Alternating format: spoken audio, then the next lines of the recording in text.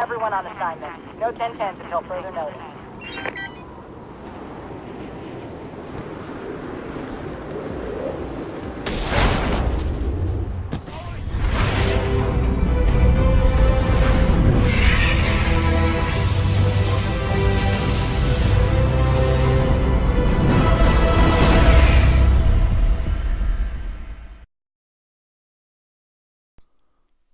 Hello guys and girls, Grigster Reviews here again, and today slightly different, no games today. We should be reviewing the Asus ROG Swift monitor, the G-Sync monitor. It's a 144Hz goodness at 1440p TM panel. There's nothing special about connections, comes with a single DP connection, a power socket, and that's your monitor. You've got a few settings on the actual monitor to adjust, which is nice and simple. A little joystick on the back, but I don't really want to talk too much about that. The G-Sync and the monitor itself, the image clarity, is where I should be concentrating. The monitor itself, it's a 27-inch screen. The bezels are nice and thin, as you can see from the picture there. The colours from factory default are just too bright for my liking. Some people might like that, but for me, I'm more of a subtle.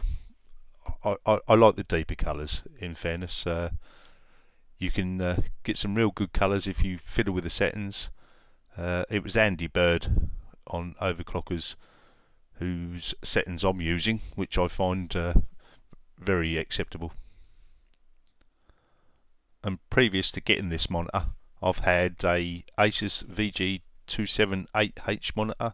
I've had an Acer 1080p 60Hz monitor. I've had a Dell U2713HM, I think it was, IPS 1440p monitor. I've had a Samsung U28590D 4K monitor. That was a 28-inch monitor. Fantastic image quality, really good for a TM panel. Can highly recommend that monitor if you want to go 4K, and very good prices, 320 quid I think it is. I paid just under 500 to get it imported from Korea. I was one of the first to have one in the UK, which was quite a nice little bonus there. I've done a review on it as well if you want to check my channel out for that. But for now, we're concentrating on the ROG Swift monitor. I'm trying to record everything so you can see it as best as possible. I've set the camera right up in front of the screen. A little bit of fiddling here and there to try and get the best picture quality possible, but you're never going to see how I see it. My Sony camera only records at 30 frames per second. You lose obviously what the eye sees when the frames are switching from high to low and things like that, but for me everything stays smooth when it does switch high to low. In reality, you need to see G-Sync for yourself to get the best example, but I should try and show you as best as possible with my camera. You might get the feel of it, you might understand after I've gone through the review as well why I like it so much, and you might even be convinced to go and try it. First game I tried was Batman. It's upscaled to 5120 by 2880, which for the sake of it we'll call that 5K. It's very demanding, of course. It's running on a single Titan X and a 3930K at 4.4. You're not going to see it how I see it, but let's give it a try. If you can see how smooth it is. This is just running the basic benchmark. You can see frames are quite low.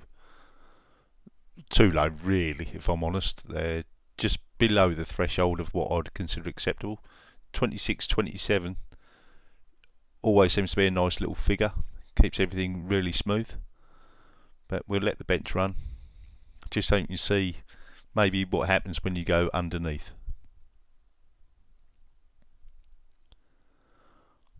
Don't know about you guys, but I'm proper excited to see Batman Arkham Knight coming out. I've got that pre-ordered. Actually, I've got 2 copies pre-ordered by mistake, but maybe I'll give one away on my channel at some stage. As you can see, it's not perfect. It's drawn the last frame basically. It puts the frame on the buffer and it draws the last frame to try and keep things ultra smooth.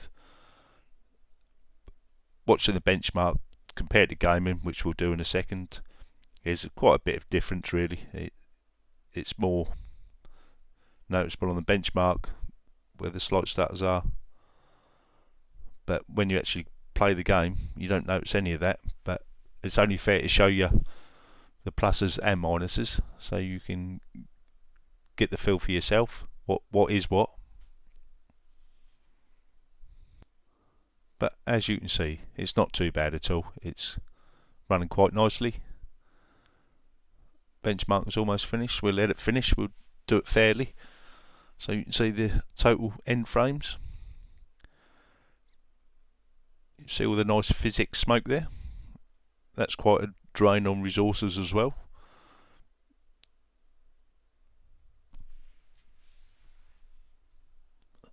Minimum frames per second of 17 there, that's quite low.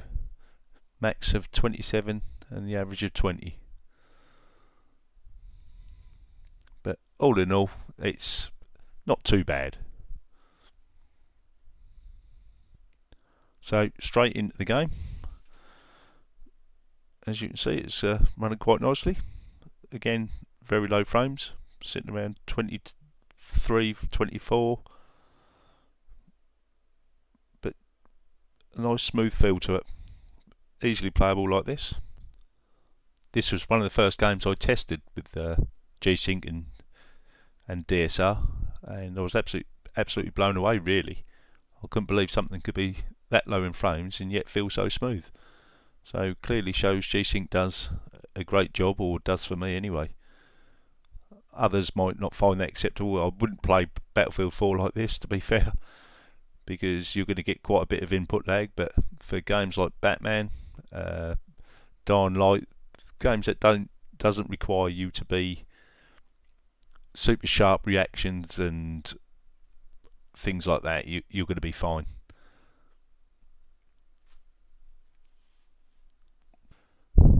I'm not too sure how well the colours come across, but for me they look really, really good. Everything's nice and bright where it needs to be, everything's nice and deep where it needs to be, and generally the whole screen really is impressive. There's a slight bit of backlight bleed, if I'm honest. When you look at just pure blacks, you can see slight light bleed from the edges, but it's not enough to worry me. I could have sent it back and got replacement, but to be fair, I was more than happy anyway, so I stuck with it. It's not something that puts me off at all. Okay, so that's Batman done. Let's move on to something else. Right, Tomb Raider it is. Same scenario as Batman. We'll run this with everything completely maxed out, and at the 5K resolution. We'll see how this copes. We'll run the benchmark to start with as per usual. Let you see for yourself. Square Enix done a fantastic job on this. I'm absolutely gutted that they've done an exclusive on the follow-up. I forget what it's called off the top of my head, but we shall be getting it as PC gamers soon enough, but not soon enough really. So as you can see on this, everything's at 5K, everything's maxed. Benchmark about to start. One of the great things about Tomb Raider is really quick to load, so if you just want to test something, it's perfect for that. Sexy Lara there. One of the things I always noticed on any of the monitors I have, those rocks in the background always had a slight tear to them or a slight stutter when the frames were this low.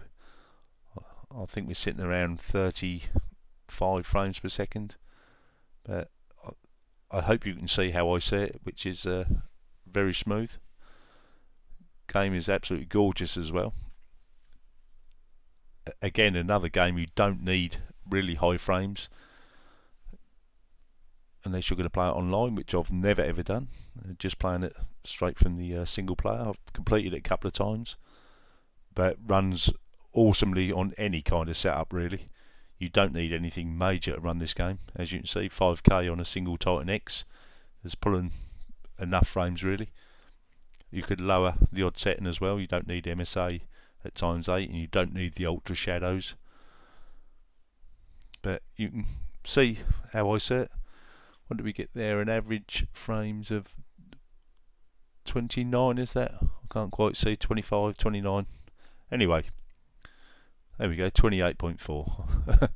That zooms in nicely. So, frames very good there. Very impressive. Let's get into some of the action. You can see what the actual gameplay feels like. Still running this at 5K. Runs very nicely, plays very nicely. AMD have also got the FreeSync monitors out now, and to anyone, I strongly suggest AMD or Nvidia, you have to try these monitors out. You at least have a go with them. That way you can see for yourself what I like so much. It's really got me gaming again. I went through a stage where I just wasn't playing games. I'd sort of fire up a game, play 5 minutes and turn it off, bored, that sort of thing. Got the ROG Swift, fired up a game, had G-Sync on from the very off, and I literally was blown away. It's hard to explain really. It's one of those you need to see for yourself to get the full benefit of it really. The FreeSync monitors not quite got dual card support yet, and that won't be long coming. The good thing is with both vendors having FreeSync and G-Sync out, you're not tied into any brand. So if you want to try G-Sync, obviously you're tied to Nvidia, but that's the same with FreeSync, because Nvidia don't do FreeSync, so you're tied to AMD.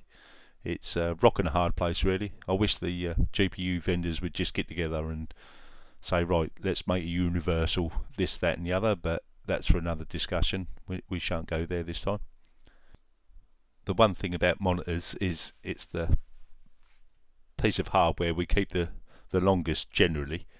I've swapped out a few times recently, so that's not really fair for me, but that's more of a experimentation. But generally we do keep the monitor the longest. If you're going a G-Sync monitor, you should be looking to stay with Nvidia, and the same with AMD. If you're going to go FreeSync, you'll be looking to stay with AMD. That's not a bad thing really. AMD do some fantastic cards, Nvidia do some fantastic cards, so you pay a little more for Nvidia for more or less the same thing.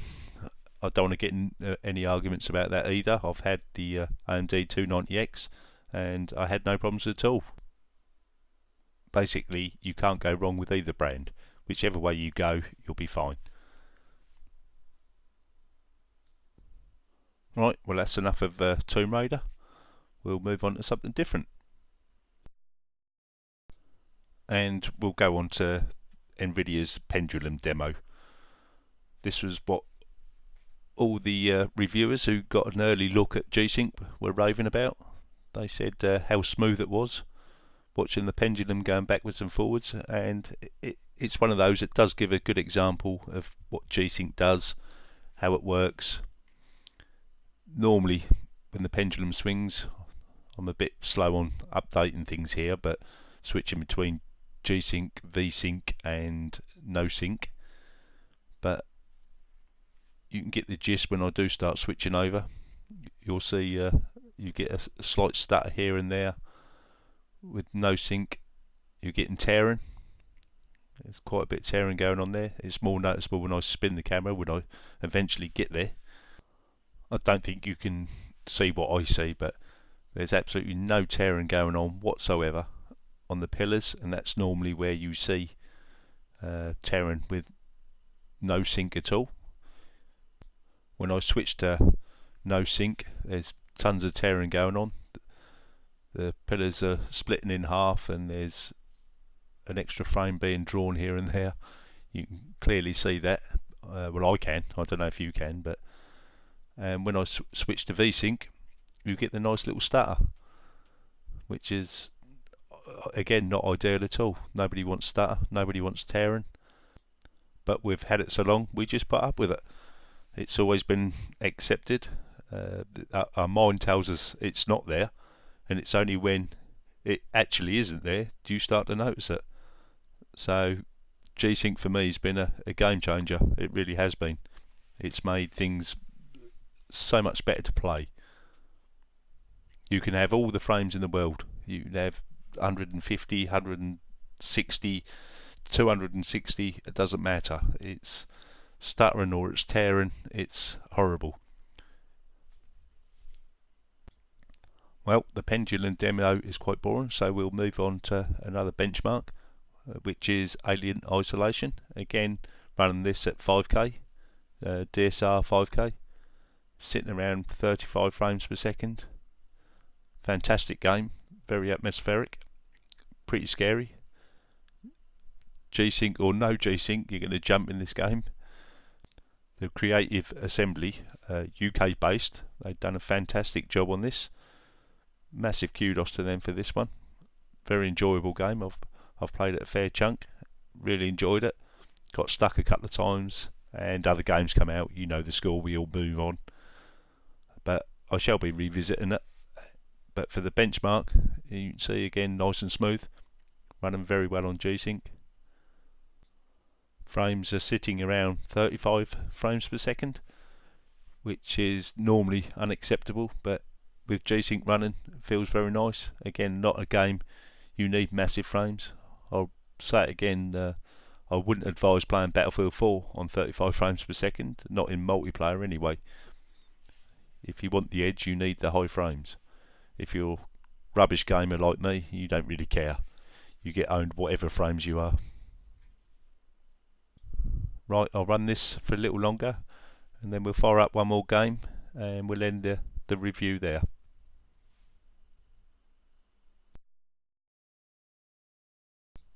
Right, so my favourite game at the moment, which is GTA 5, that and Elite Dangerous, but Elite Dangerous is a bit of a slow old game, so there's no point really showing that. But GTA 5 run 1440p, everything maxed out. It's very demanding. It really does pull in on the frames. Rockstar have done a fantastic job, mind, but yeah, it's a fantastic game. Very smooth, no complaints at all with the smoothness. Demands, yeah, but it's a massive sandbox game, huge in size, but no complaints at all. Well, I'll help this young lady out because I'm good like that. But yeah, back to the actual review of G-Sync. I recommend it to everybody. If you haven't got a G-Sync monitor, get one. If you're Nvidia, if you're AMD, get a FreeSync monitor. Just be a bit careful, make sure you get one that's got decent frame coverage on both Nvidia and AMD, as in Nvidia works all the way down 1 frame per second, 2 frames per second, up to 144 Hz at present. Make sure you get a similar thing with FreeSync. I think the lowest is 30 frames up to 144 Hz, so you're covered in them areas. The one thing with G-Sync that differs from FreeSync is when you hit 144 frames per second, it stays there. It doesn't. It sort of locks it into V-Sync. I've read on forums people frame cap at 143. I've never bothered. It naturally caps at 143.5. I can never go over that, so there's never any spoiler to G-Sync, if you know what I mean. It doesn't go over and start tearing and stuttering. But with FreeSync, it's not locked at all. You'd have to manually lock it at 143 if you had a 144 Hz monitor, or you can let it go over. Of course, not everyone wants locked frames. Some Counter-Strike Go players, I'm sure, want to play at 300 frames per second to try and give them the edge. Competitive gamers, of course. For bog standard gamers like me, I'd rather have G-Sync running as it should, up to 144 Hz, and I'm quite happy with those frames. I don't ever feel the need to turn G-Sync off and go for more. Some people also use ULMB, ultra low motion blur mode, for games like Counter-Strike, Battlefield 4. It's not something I'm a fan of, to be honest. I've run it a couple of times. It sort of makes everything a little washed out to me. I'm more of a graphics whore. I prefer the graphics to look good, so that's where I stay. Also, it's worth mentioning that I am just a regular gamer. I don't know about all the technical side of monitors. The box tells me it's 1/1,000,000th of a second response time. It tells me it's 1440p. It tells me it's 144 Hz. I'm happy with that.